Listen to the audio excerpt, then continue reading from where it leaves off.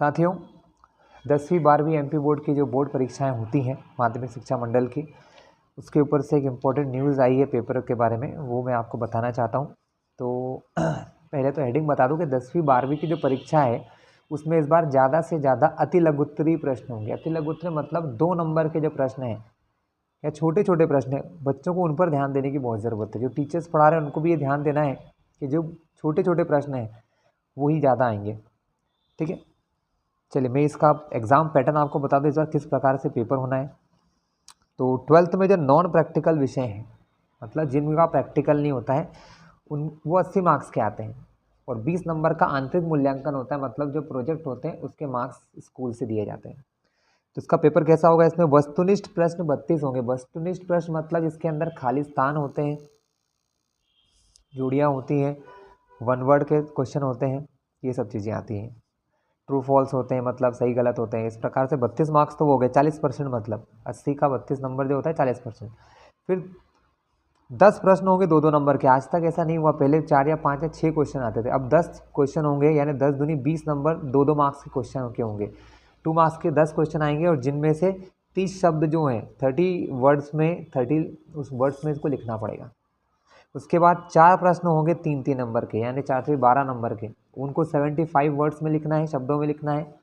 और 4 प्रश्न होंगे 4-4 नंबर के। ठीक है, उनके लिए शब्द लिमिट 120 शब्द हैं और 16 नंबर होंगे। और जो बच्चों प्रैक्टिकल वाले विषय हैं उनका पेपर 70 नंबर का होता है। ठीक है, तो 70 मार्क्स में से आई थिंक 32 या 28 मार्क्स आएंगे अपने वस्तुनिष्ठ प्रश्नों के। आगे बढ़ते हैं बच्चों, अब 10वीं की बात करते हैं। तो 10वीं में जो नॉन प्रैक्टिकल विषय हैं उनका 75 मार्क्स का पेपर होगा सभी का।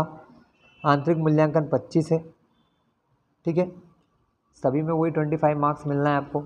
अब वस्तुनिष्ठ प्रश्न 6, यानी कि जो 4 ऑप्शन में से एक करने वाले 6 प्रश्न होंगे। रिक्त स्थान 6 होंगे, सही गलत 6 होंगे, सही जोड़ी 6 होंगी, एक वाक्य में उत्तर 6 होंगे, यानी 6 पंजे 30। तो 30 मार्क्स तो 75 में से हमारा ऑब्जेक्टिव्स के होंगे।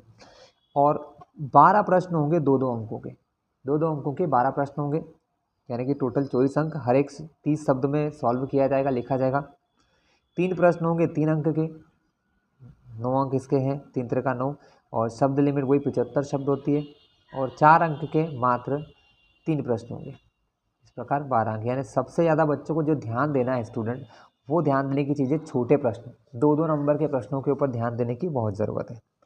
क्लियर है? तो आई होप कि मैं आपको समझा चुका हूँ कि इस बार एग्ज़ाम का पैटर्न किस टाइप से आने वाला है। ठीक है, इसी के साथ ही बोर्ड ने जो इम्पोर्टेंट सैम्पल पेपर हैं, प्रत्येक विषय के प्रश्न पत्रों के पैटर्न को सैम्पल पेपर भी अपलोड कर दिए गए हैं। विमर्श पोर्टल होता बच्चों, या टीचर्स सभी को पता होगा, विमर्श पोर्टल होता है। विमर्श पोर्टल के ऊपर डाला जाता है ये सब चीज़ें, सैम्पल पेपर, क्वेश्चन बैंक, जो भी हमारा बोर्ड डालता है वो होता है विमर्श पोर्टल में। लिख देता हूँ यहाँ पर विमर्श, आप गूगल पर विमर्श डालेंगे, तो विमर्श पोर्टल खुल जाएगा और उसके अकॉर्डिंग आप कर लीजिएगा तैयारी। चलिए बच्चों, ऑल द बेस्ट, बहुत बहुत शुभकामनाएं आपके आने वाले पेपरों के लिए।